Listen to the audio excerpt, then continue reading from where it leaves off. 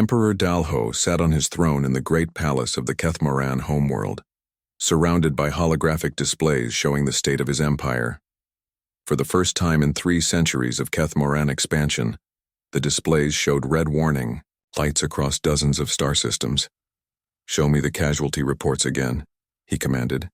His aide, General Sung Min, activated the main display. The numbers were worse than Dalho had feared. "We have lost over 400 ships in the past week. Our communication networks are 70% destroyed. Our supply lines have been cut in 16 sectors. And the humans? Unknown losses, Your Majesty. They strike without warning and disappear before we can assess damage. But sir," General Sung Min paused. "Continue.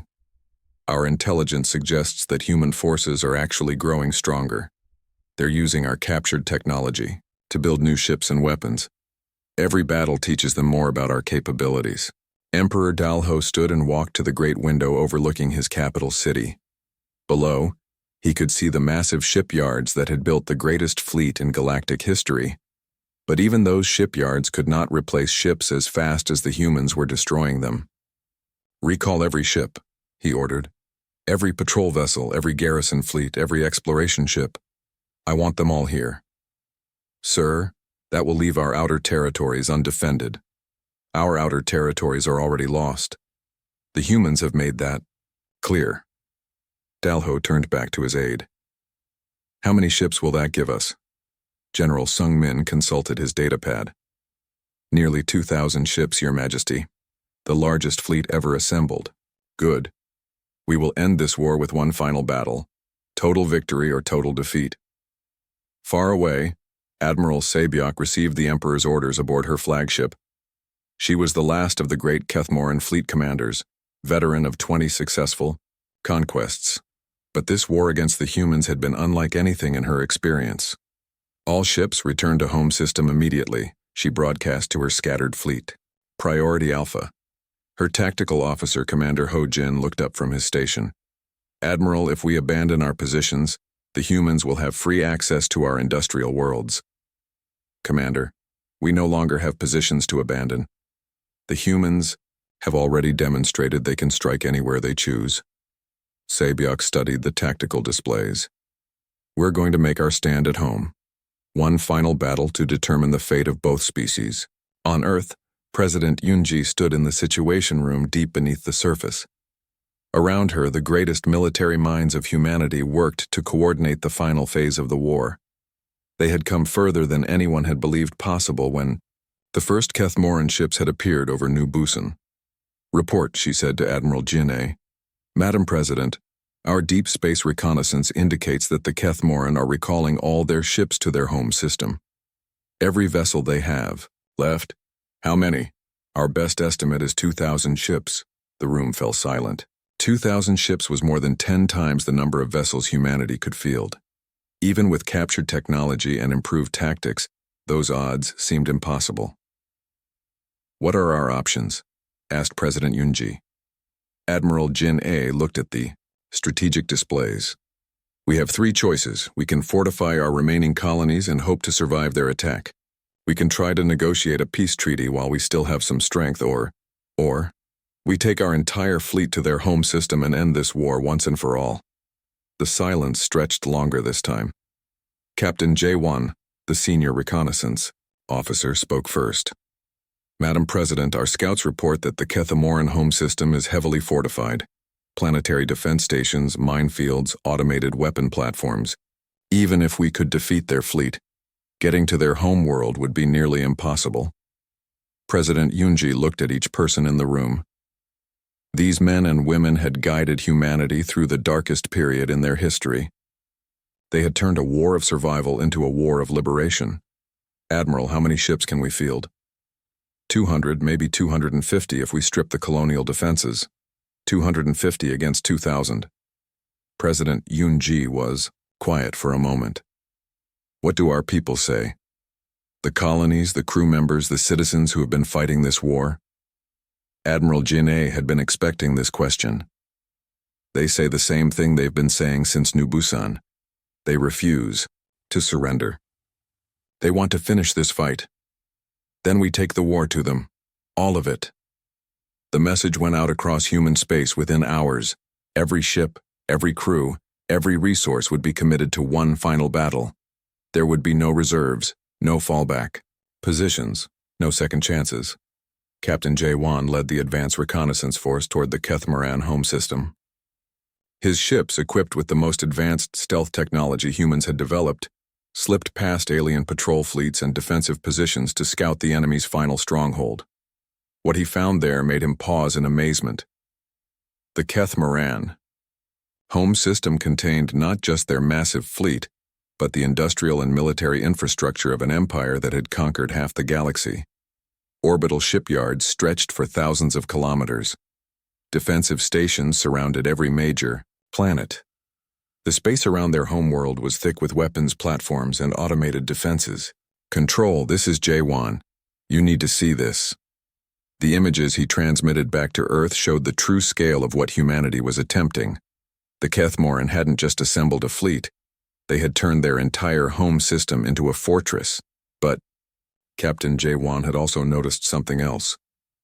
Control, I'm reading massive energy signatures from their industrial facilities. It looks like they're building new ships as fast as they can. The implication was clear. Every day the war continued. The Kethmoran would grow stronger. If humanity was going to make their final attack, it had to be soon. Admiral Sabiak stood on the bridge of her flagship as the last Kethmoran ships arrived in the home system. Around her, the greatest armada in galactic history prepared for battle. 2,000 ships, each one a masterpiece of military engineering. Admiral, reported her sensors officer, we're detecting ships at the edge of the system. Human signatures. How many? 237 ships confirmed, all approaching on direct attack vectors. Sabiak felt something she had never experienced before in her military career, respect for an enemy. The humans knew they were outnumbered nearly 10 to 1. They knew they were flying into the most heavily defended system in known space, and they were coming anyway. Signal all ships. Battle Formation Alpha. We end this today. The two fleets approached each other across the vast emptiness of space. On one side, the massive Kethmoran armada, with its advanced weapons and proven tactics. On the other, a smaller human fleet carrying everything their species had learned about warfare in the past months of fighting. Captain Hyunwoo, veteran of the first battle at New Busan, commanded the human vanguard. His ship, the UES Defiant, had been rebuilt 3 times during the war. Each time it had incorporated new technology and new weapons developed from captured alien equipment. All ships, this is Hyunwoo. Remember, we're not just fighting for our colonies anymore. We're fighting for our future. Every human who has ever lived and every human who ever will live depends on what we do in the next few hours. The battle began at extreme range, with both fleets firing everything they had. Kethmoran plasma bolts met human missile salvos in brilliant explosions that lit up space like artificial stars. The aliens had superior numbers and heavier weapons. The humans had superior coordination and adaptive tactics. But this time, the humans had something else. They had learned everything the Kethmoran knew about warfare, and they had improved. On it, Admiral Sabiak watched in growing amazement as the human fleet moved through space in perfect coordination. They fought like a single organism with hundreds of individual parts. When one ship was damaged, others moved to protect it. When they found a weakness in the Kethmoran formation, every human ship exploited it simultaneously. Admiral, reported her tactical officer. We're losing ships faster than projected. The humans are using our own tactics against us, but they're executing them better than we are. This was the ultimate expression of humanity's greatest strength, their ability to learn, adapt, and improve faster than their enemies could react. Every lesson from every battle had been shared across their entire species. Every innovation had been implemented fleet-wide within hours. The battle raged for hours. Kethmoran ships, individually superior to their human counterparts, found themselves outmaneuvered and overwhelmed by enemies that seemed to anticipate their every move. Human ships, outnumbered and outgunned, used their superior coordination to strike at weak points in the alien formation. Emperor Dalho watched the battle from his orbital command station. The displays showed his mighty fleet being steadily reduced by an enemy that should have been destroyed within the first hour of combat. "How is this possible?" he demanded. "We have more ships, better weapons, stronger armor." His military advisor, General Sung Min, studied the tactical analysis. "Your Majesty, the humans fight differently than any species we have encountered. They share information instantaneously across their entire fleet. They adapt their tactics faster than our computers can process, and sir, what?" The warning message reached New Busan 3 days before the alien fleet arrived. Commander Jinwoo read it twice, then called his senior staff into the main conference room of the mining colony's command center.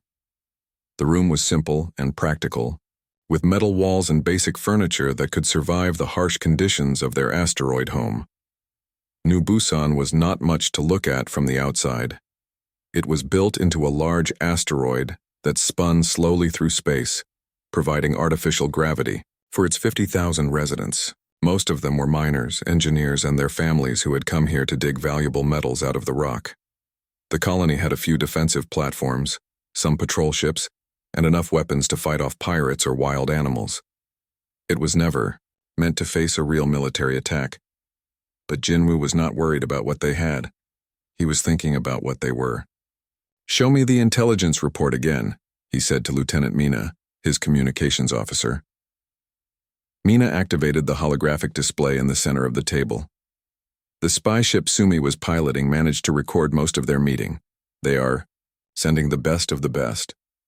Nexari void hunters who can turn invisible and attack from other dimensions. Stellan battle saints who can crush minds with their thoughts. Thraken dreadnoughts the size of cities. And the Vex swarm with millions of fighter ships. Captain Doyen, who commanded the colony's small defense fleet, laughed bitterly. 50,000 miners against the galaxy's elite forces. They must really want to make an example of us. "They do," Jinwoo said calmly. "And we are going to let them." The room fell quiet. Everyone stared at their commander, wondering if he had lost his mind. Jinwoo stood up and walked to the window that looked out into space. "They think we are weak because our technology is simple. They think we are afraid because we are outnumbered. They think we will surrender because any reasonable species would surrender." He turned back to face his staff. "They are wrong about all of those things.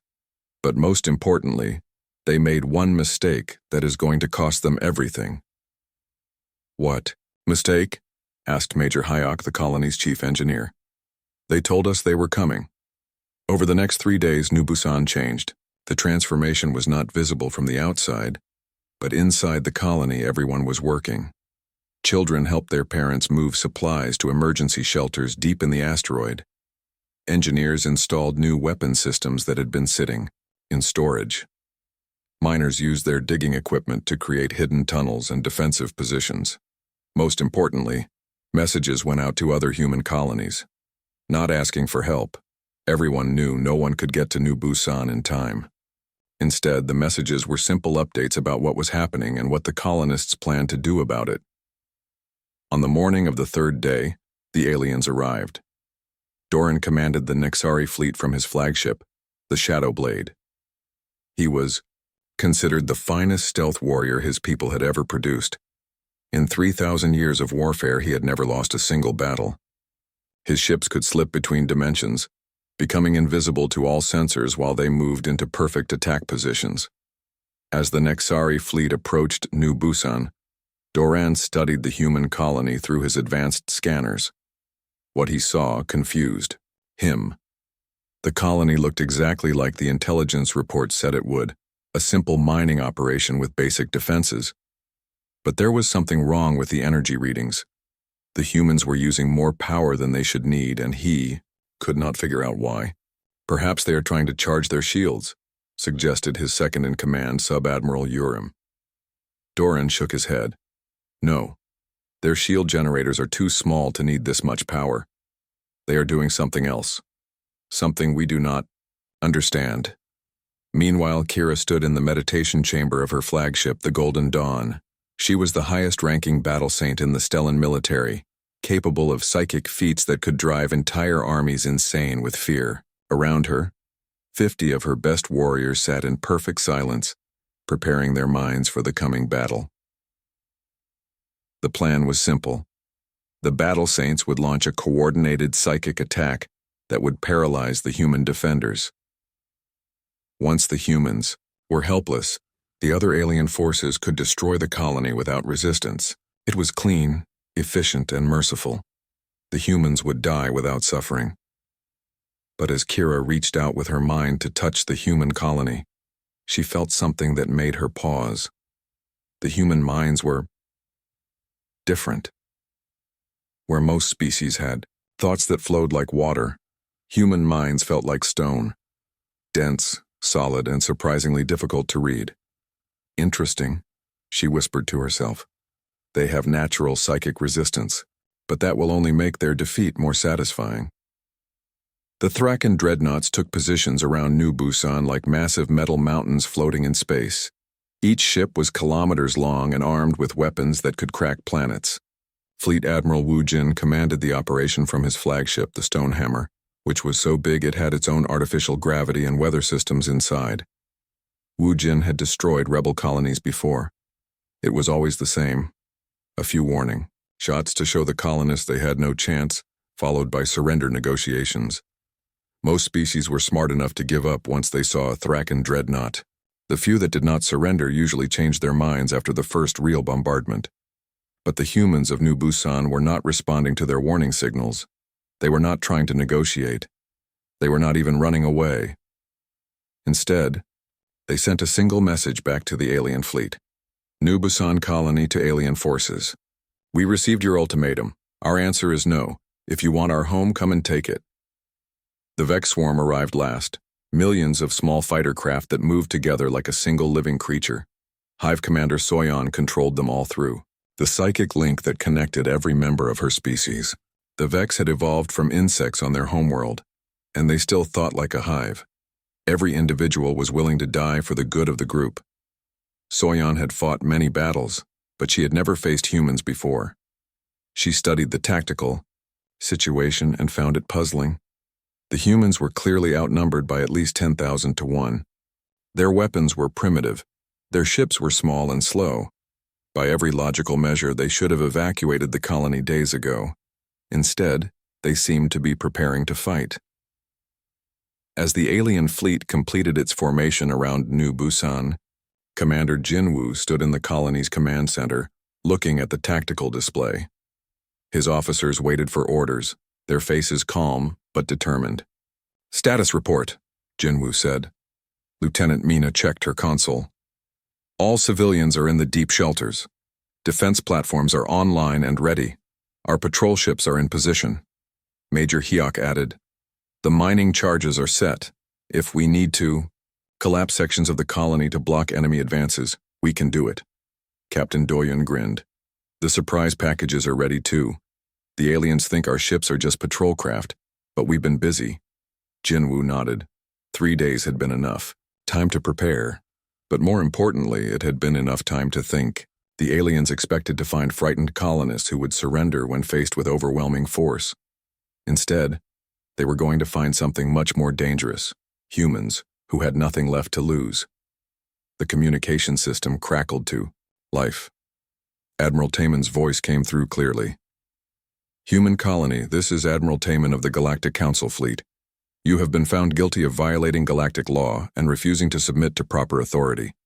Surrender immediately, and you will be relocated to a suitable world under Council supervision. Resist and you will be destroyed." Jinwoo walked over to the communication station and activated the transmitter. His response would be heard by every ship in the alien fleet. "Admiral Taman, this is Commander Jinwoo of New Busan Colony. We appreciate your offer, but we must decline. This is our home. We built it with our own hands. We have lived here for 10 years, and we have buried our dead in this rock. If you want it, you will have to take it from us." There was a long pause before Taman responded. "Commander, you are facing the finest military forces in the galaxy. You have no chance of victory. Do not condemn your people to die for nothing."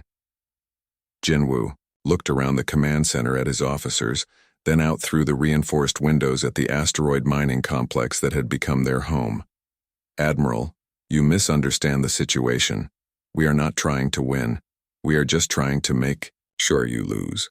Before Taemin could respond, Jinwoo cut the communication link and turned to his staff. "Send the message to all human colonies.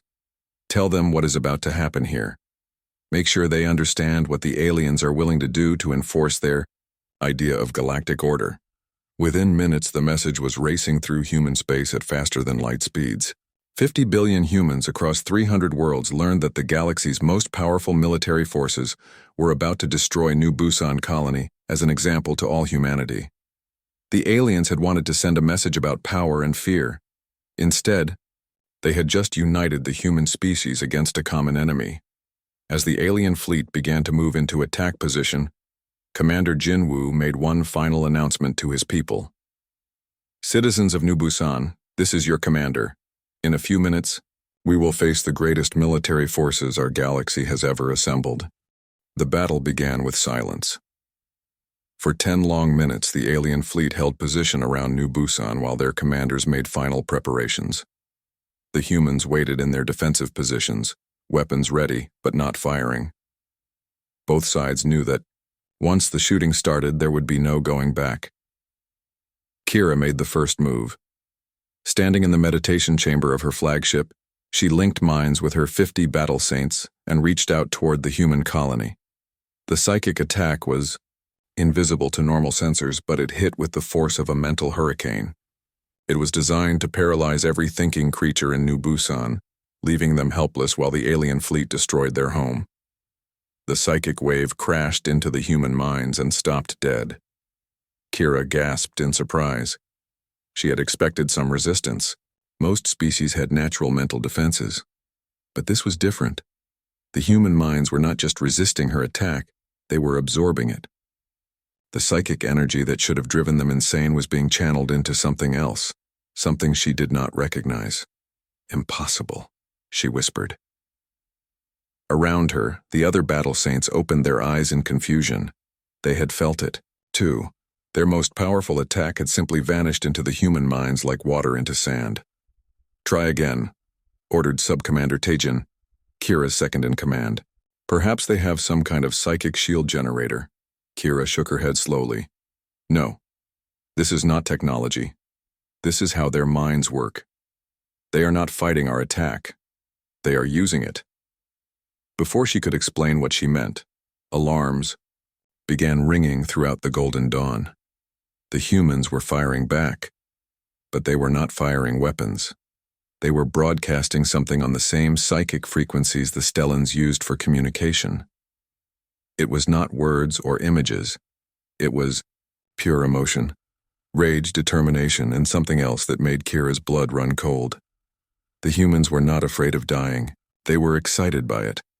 While the battle saints struggled to understand what was happening to their psychic attack, Doran prepared his own assault.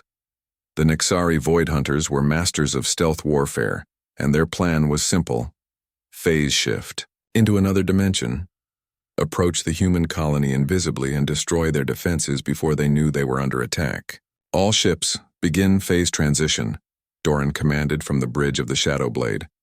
Around him, the Nexari fleet began to shimmer and fade as their dimensional drives activated. Within seconds, they had slipped into phase space, a parallel dimension where they could move without being detected by normal sensors. From here, they could strike at will while their enemies fumbled blindly in normal space. But as the Nexari ships moved toward New Busan, something impossible happened. The human defense platforms began tracking them. "That cannot be right," said Sub-Admiral Urim, staring at her sensor readings. "We are in phase space. They should not be able to see us." Doran frowned at his own displays. The human weapons were not just tracking them, they were leading their movements, predicting where the Nexari ships would be before they got there. "Emergency phase out," Doran shouted. "Return to normal space immediately." The Nexari fleet materialized back in normal space, just in time to see streams of projectiles flying through the exact spots where they had been moments before. The humans had somehow calculated their phase space movements and fired kinetic rounds to intercept them. "How?" Urim asked in shock. Doran stared at the tactical display, his mind racing. "They are not tracking our ships. They are tracking our energy signatures. Somehow they have learned to detect dimensional phase transitions. What Doran did not know was that humans had been studying captured Nexari technology for months. They could not build their own phase drives, but they had figured out how to detect them. More importantly, they had realized that objects in phase space still followed predictable paths. They just needed different mathematics to calculate where those paths led. The humans had spent 3 days running those calculations. As the Nexari fleet tried to reorganize in normal space, Captain Doyen gave the order that changed everything. All ships execute ramming protocol. From hidden positions throughout the asteroid field around New Busan, human patrol ships began their attack runs. They were small compared to the alien vessels, tiny metal cylinders with basic rockets and simple weapons, but they were moving very, very fast. The first human ship slammed into a Nexari cruiser at nearly 1/10 the speed of light. The impact released more energy than a nuclear bomb, punching straight through the alien vessel's shields and armor. Both ships vanished in a ball of plasma, but the destruction was not equal. The human ship had been piloted by volunteers who knew they would not survive, while the Nexari cruiser had carried 300 experienced warriors. 5 more human ships followed in the next 30 seconds. Each one found a target and destroyed it along with themselves. The Nexari fleet, which had never lost a ship in 3,000 years of warfare, watched in horror as their formations were torn apart by enemies who seemed eager to die. Fleet Admiral Wu Jin decided it was time to end this madness. The Thraken dreadnoughts had been holding back, waiting for the stealth forces to do their work. But now it was clear that subtle tactics were not going to work against these humans. All ships prepare planet cracker bombardment, Wu Jin commanded from the bridge of the Stone Hammer. Target the colony's main population centers. Full power. The massive weapons of the Thraken fleet began to charge. Each dreadnought carried guns that could split continents in half. Together, they had enough firepower to turn New Busan into cosmic dust. The bombardment came like the wrath of gods. Beams of pure energy, each one carrying the power of a star, reached out from the dreadnoughts and struck the human colony. The weapons that had ended wars with single shots pounded the asteroid with enough force to vaporize mountains. When the energy beams stopped firing, Wu Jin expected to see empty space where New Busan had been. Instead, the colony was still there. Impossible, rumbled Sub-Admiral Changmin from his position at the tactical station. Nothing can survive a full planet cracker bombardment. But as the energy dissipated, it became clear what had happened. The human colony had not tried to block the bombardment with shields. Instead, they had built their entire settlement to absorb and redirect the energy. The asteroid was riddled with tunnels and chambers designed to channel destructive force away from critical areas. The outer surface was burned and melted, but the colony inside was still alive. They knew we were coming, Wu Jin said with growing amazement. They spent 3 days preparing for exactly this attack. Before he could give new orders, the humans struck back. But they did not fire energy weapons or missiles. Instead, they fired themselves. Human escape pods, mining rockets, and even construction equipment came screaming out of New Busan toward the Thraken fleet. Each one was packed with volunteers and armed with the most powerful explosives the colonists could build. They were crude, loud, and completely obvious on every sensor, but there were hundreds of them, and they were moving too fast to intercept. The first wave hit the dreadnought Iron Mountain. 20 human craft slammed into its hull and detonated their cargo bays full of mining explosives. The ship's massive armor absorbed most of the damage, but several of the human rockets had punched through weak points and exploded inside the vessel. More waves followed. The humans seemed to have an endless supply of volunteers willing to fly suicide missions against targets that were thousands of times larger than their ships. Each attack did relatively little damage, but they were adding up. More importantly, they were proving something that terrified the alien commanders. These humans were not trying to survive. They were trying to hurt their enemies as much as possible before they died. Hive Commander Soyon watched the battle with growing confusion. The Vex swarm had been waiting for their moment to strike, but what they were seeing made no sense. Individual creatures were choosing to sacrifice themselves for no logical reason. In Vex society, individuals only died for the hive when it was necessary for the group's survival. But these humans were dying for abstract concepts like honor and defiance. Launch. The swarm, Soyon finally commanded. Overwhelm their remaining defenses with pure numbers. 1 billion Vex fighters poured out of their carrier ships like an angry cloud of metal insects. Each fighter was small, fast, and deadly. Together, they could strip a planet bare in hours.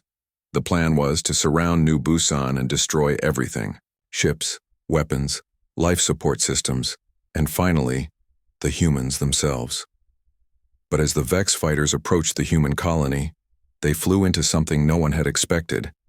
The humans had turned their mining equipment into weapons of mass destruction. Nuclear charges, originally designed to break apart large asteroids, detonated in carefully planned patterns throughout the space around New Busan. Each explosion created a sphere of superheated plasma and deadly radiation. The spheres overlapped, creating fields of destruction that no small fighter could survive. Hundreds of millions of Vex fighters died in the first few seconds. The survivors tried to retreat and regroup, but the humans had planned for that too. Hidden weapons platforms throughout the asteroid field opened fire with scattershot projectiles that broke apart into clouds of high-speed fragments. The arrival of human reinforcements changed everything. What had been a calculated demonstration of galactic power became a desperate fight for survival. Admiral Taman watched his tactical displays with growing horror as more human ships continued to arrive from every direction. They came in waves: merchant vessels, mining ships, colony transports, even passenger liners that had been hastily fitted with weapons. None of them were military ships, but there were thousands of them. "How many humans are coming?" Taman asked his intelligence officer. The young Corvin checked his sensors again, his 4 hands trembling slightly. "Unknown, sir. They are still arriving. Current count is over 3,000 ships, but more are dropping out of hyperspace every few minutes." Taman felt something he had never experienced in 10,000 years of military service: doubt. His forces had been assembled to destroy a single colony as a demonstration of power. They had not prepared to fight what appeared to be a significant portion of the human space navy. But he was Admiral Taman of the Corvin Empire. He had never lost a battle, and he did not intend to start now. "All ships, prepare for full combat. Operations," he commanded. "We will destroy the reinforcements first, then finish the colony." What Taman did not understand was that the human reinforcements were not there to win a traditional battle. They were there for something much more dangerous.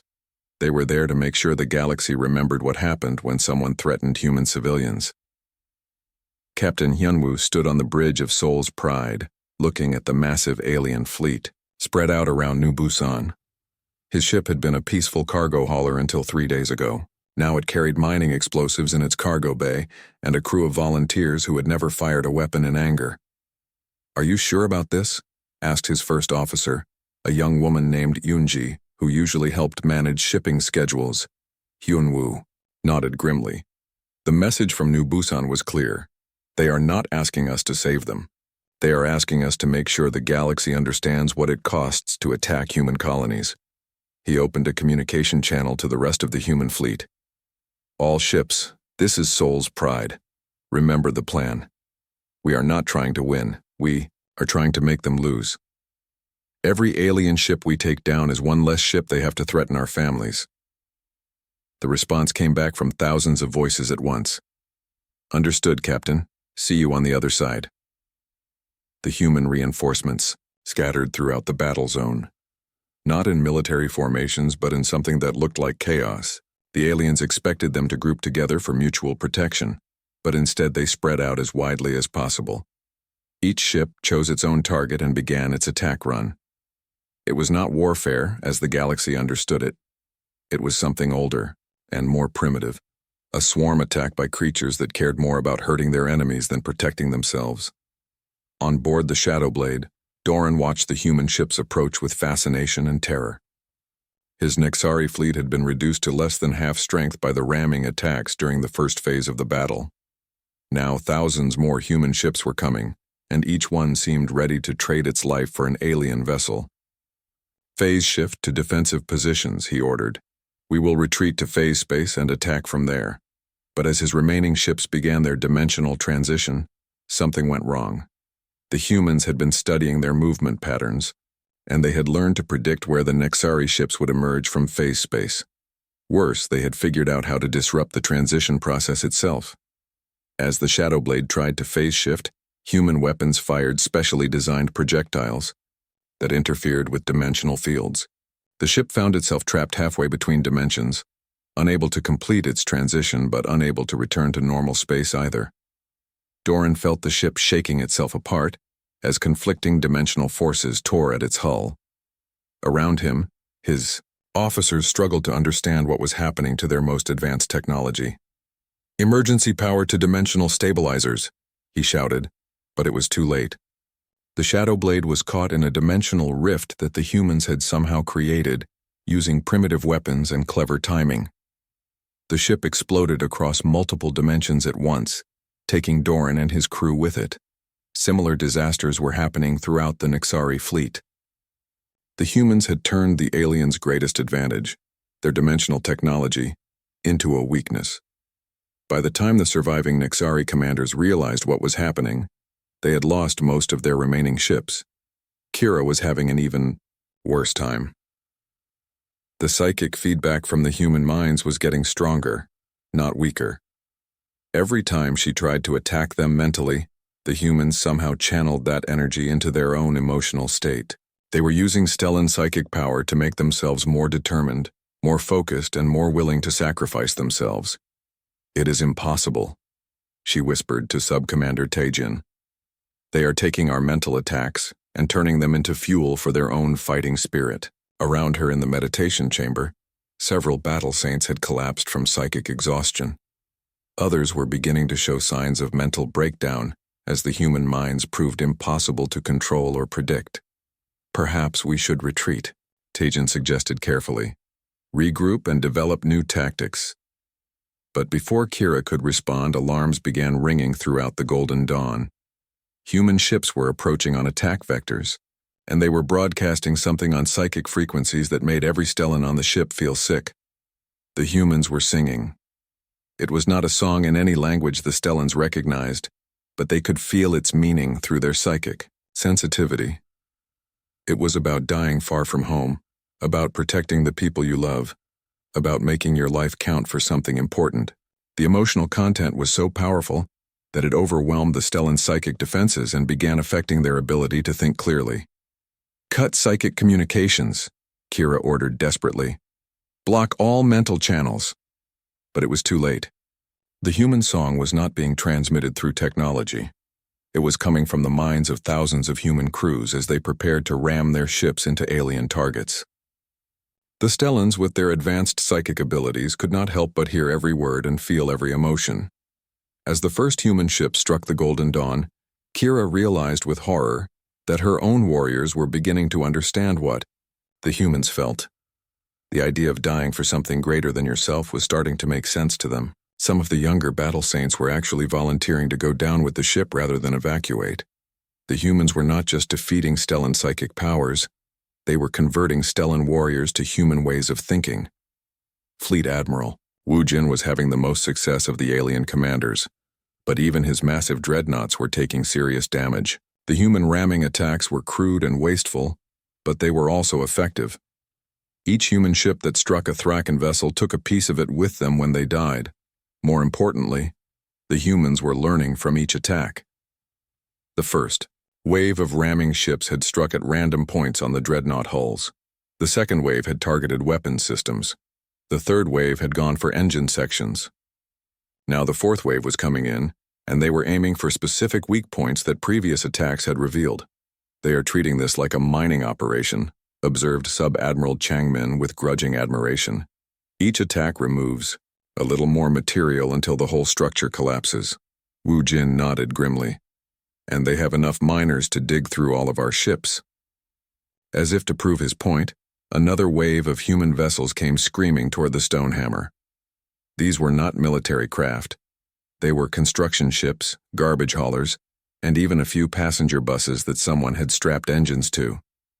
But each one carried enough explosives to punch a hole in the dreadnought's armor. and there were dozens of them in this wave alone. The Thraken Point defense systems opened fire, destroying most of the incoming ships before they could reach their targets. But a few got through and they hit with devastating precision. The humans had been studying the damage patterns from previous attacks, and they knew exactly where to strike for maximum effect. Engineering reports that we are losing structural integrity in sections 12 through 15, reported the damage control officer. If they keep hitting those areas, we will lose the entire forward section. Wu Jin stared at his tactical display, watching as more human ships moved into attack position. They are not just willing to die, he said quietly. They have turned dying into a weapon. Hive Commander Soyeon was experiencing something that should have been impossible for a Vex: individual panic. The psychic link that connected her to her swarm was breaking down as more and more fighters were destroyed by human weapons. Worse, the surviving Vex were starting to make decisions on their own instead of following Hive commands.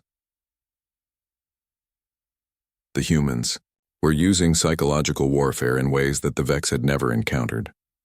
They were broadcasting recordings of their own battle songs, tactical communications that showed their willingness to die for objectives the Vex could not understand, and most disturbing of all, personal messages from human crews to their families. The Vex fighters evolved for perfect coordination and logical decision-making. The end came not with a final battle, but with silence. Admiral Taemin stood alone on the bridge of his flagship, looking out at the wreckage that surrounded New Busan. Pieces of ships from both sides floated in the darkness like metal stars. The great fleet that had come to teach humanity its place in the galaxy was gone. Most of the ships had been destroyed. The few survivors were damaged beyond repair and drifting powerless through space. But New Busan was still there. The asteroid colony was scarred and burned, but its light still shone in the darkness, and around it thousands of human ships waited in perfect silence. "Status report," Taemin said quietly to his remaining officers. Lieutenant Subin, one of the few bridge crew members still alive, checked her instruments with shaking hands. "Sir, we have lost contact with all other Corvin vessels.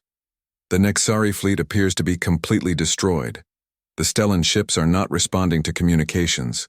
The Thraken dreadnoughts. I am reading massive life support failures across their entire formation." She paused, then continued in a whisper. "Sir, I think we are the only ones left." Taemin closed his 4 eyes and tried to understand what had happened. His fleet had been the finest military force the galaxy had ever assembled. They had faced a single human colony with primitive weapons and no military training. By every logical measure, the battle should have been over in minutes. Instead, they had been completely destroyed by an enemy that seemed to care more about dying well than living safely. "Open a communication channel to the human fleet," Taemin ordered. "Sir, which ship should I contact?" "All of them." The communication system crackled to life, and Taemin found himself speaking to thousands of human vessels at once. "This is Admiral Taemin of the Corvin Empire. I wish to discuss terms." There was a long pause before Commander Jinwoo responded, from New Busan. "What terms would those be, Admiral?" Taemin had conducted surrender negotiations many times in his career, but always from the position of the victor. He had never had to ask for mercy before. "My ship is disabled. My fleet is destroyed. My people are dead. What do you want from me?" Another long pause. Then Jinwoo's voice came back, sounding tired but not angry. "We want you to go home, Admiral.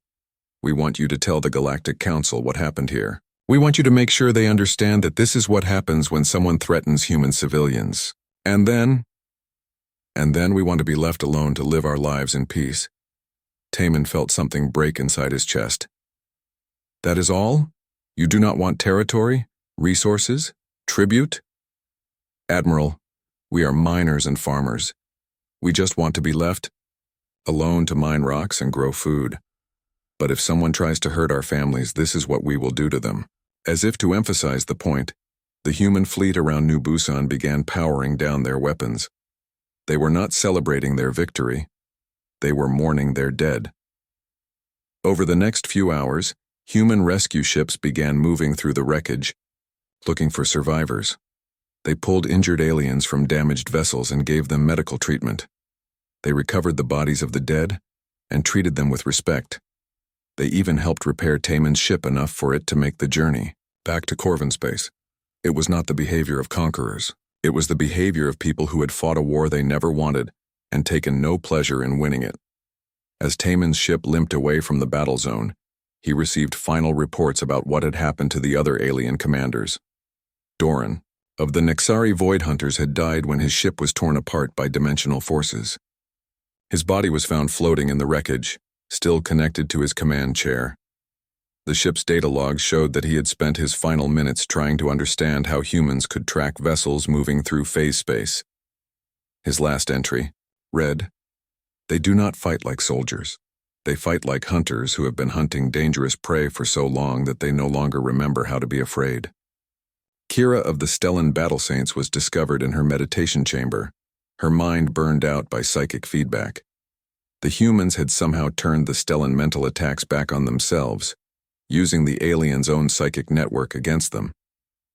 Medical teams found evidence that human brains, shaped by millions of years of evolution as persistence hunters, naturally resisted external mental control while maintaining the ability to push past normal psychological limits. Kira's final thoughts, recorded by her ship's psychic monitoring system, were, "They have weaponized their own willingness to die. How do you defeat an enemy who considers death a victory as long as they hurt you first?" Fleet Admiral Wu Jin of the Thraken Dreadnoughts was found dead in his command chair, not from battle damage but from something more subtle. Human boarding parties had somehow introduced a computer virus into his ship's life support systems. The virus slowly reduced oxygen levels while maintaining normal readings on all sensors. Wu Jin and his crew had died from gradual suffocation, never realizing they were under attack. His final log entry would be studied by military academies. For generations, we assumed they would fight like us for territory, resources, or survival. We were wrong. They fight for each other. They fight for ideas that we cannot understand. They fight because fighting is what they are. We came to teach them fear, but they already knew fear and had made it their weapon. Hive Commander Soyon of the Vex Swarm suffered perhaps the most complete defeat. Her billion-fighter swarm had been reduced to scattered survivors who could no longer coordinate their attacks. The humans had identified the Vex hive mind as both their greatest strength and their fatal weakness. By broadcasting contradictory information and psychological warfare, they had caused a cascading failure in the entire network. Soyon herself was found alive but catatonic, her mind unable to process the concept of individual sacrifice for abstract ideals. The Vex survivors would spend years trying to rebuild their collective consciousness, but they would never again be able to function as a unified military force. The news of the battle spread across the galaxy within days. 50 billion humans on 300 worlds learned that when aliens had threatened one human colony, every human who could reach a ship had come to help defend it. They learned that their neighbors were willing to die for them, even if they had never met. More importantly, every alien species in the galaxy learned the same thing. Within months, no species was willing to challenge human territorial claims. The Galactic Council officially recognized human expansion rights without further discussion. Military academies across the galaxy began studying the Battle of New Busan as an example of how superior technology and numbers could be defeated by superior motivation and tactics. But the most important change was in how other species looked at humanity. Before the battle, humans had been seen as primitive newcomers who needed to be taught their place. After the battle, they were seen as the people who would come for you if you hurt their families. Admiral Taman survived the journey back to Corvin space, but he never commanded a fleet again. His final report to the Galactic Council was classified at the highest levels, its contents considered too dangerous for general military personnel. The report's conclusion would eventually be leaked. Humanity must be contained through integration, not force. They must become our allies because we cannot survive them as our enemies. They are not like us. They do not fight to win territory or resources. They fight to protect each other, and they will sacrifice everything to do it. Any species that threatens human civilians will face not just one human colony, but every human in the galaxy. We learned this too late. Commander Jinwoo became the first human representative to the Galactic Council. His opening speech was broadcast across known space. We did not come to your galaxy to conquer it. We came to be part of it. But we learned something important from your visit to New Busan. Some of you thought our desire for peace meant we were weak. Some of you thought our simple technology meant we were helpless. Some of you thought that because we were new to the galaxy, we would accept whatever treatment you decided to give us.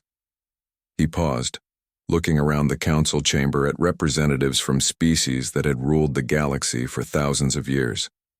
You were wrong about all of those things. We choose our battles carefully, but when we fight to win. We prefer peace, but we are very, very good at war. We want to be your friends and partners, but we will never again allow anyone to threaten our families. The speech was followed by complete silence. Then, one by one, every species in the council voted to accept humanity as a full member of the galactic community with all rights and privileges. The vote was unanimous.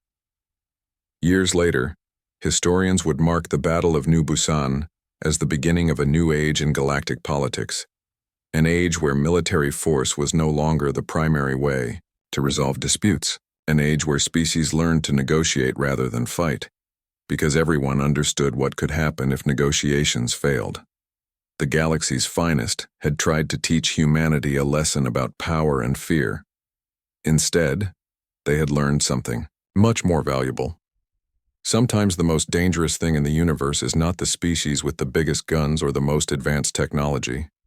Sometimes the most dangerous thing in the universe is a species that simply refuses to let you hurt the people they love.